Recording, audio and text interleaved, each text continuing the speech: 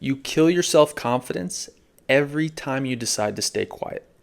You're in a meeting with your team, maybe the CEO's there, or client or a potential client. So even more of a delicate situation. You're all deliberating around the best way to move towards your objective, and you have an idea. Maybe it's a bit more of a creative idea, and you have a decision. Do you speak up? Do you let everybody hear this new novel idea that you have about how to move forward?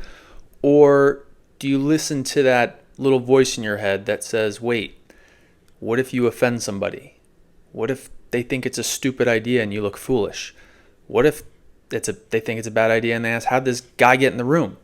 Which voice do you listen to? Because every single decision you make is reinforcing what you value. Every time you take the second route, where you let that self-doubt win, you kill your confidence. And this decision is essentially death by 1,000 cuts. The important thing to realize here is when you're making this decision to speak up or not, it's not the decision of, is this a good idea or not?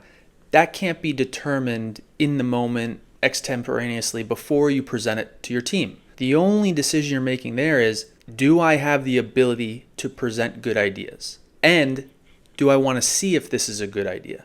So what you're actually doing by speaking up is taking a bet that you're the type of person that can have good ideas. That's all that it is.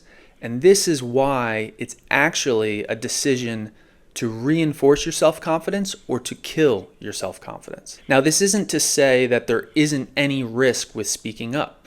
Of course there is. I mean, you potentially could offend somebody. You could say an idea that people don't value and they think it's kind of silly or stupid, maybe. So how do you solve this? And the answer is communication skills. There are very simple, practical, effective ways to present yourself and your ideas in a way that even if someone disagrees with or they don't value, they still respect the way that you approached presenting them.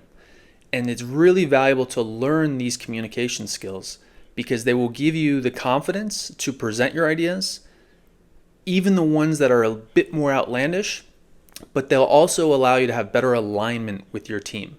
When you present your ideas in a way that other people appreciate, your team, potential clients, CEO, it shows that you're the type of person that they want to work with and give more responsibility to.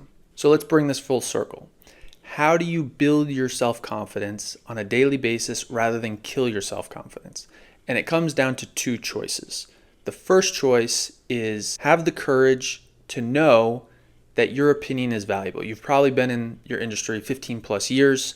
You've had situation and experience after experience after experience where you've thought about it, you've taken in the data, you've thought about it rationally, you've come up with a solution, other people liked it and it worked. You should trust that. Understand that you've built a history and built a track record that you yourself should trust. And so having that courage to say, you know what, I don't know if this is a good idea or not. I want to find out because I'm the type of person that can come up with good ideas. That's what you're betting on every time you speak. Remember, it's not a decision, is this a good or bad idea? It's, I'm the type of person that can come up with good ideas and I want to find out if this is a good idea. The second crucial factor is to learn communication skills that allow you to present yourself at an executive level.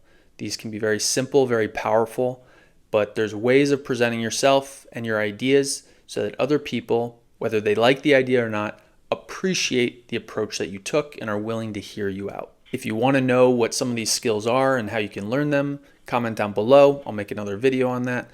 And in the meantime, remember, every single decision you make each day about whether to speak up and share your ideas, share your point of view, or whether you should second guess yourself and shrink and keep your ideas quiet in your head, that is a decision to reinforce your self-confidence or to kill your self-confidence. And there's no way out of that. So choose wisely.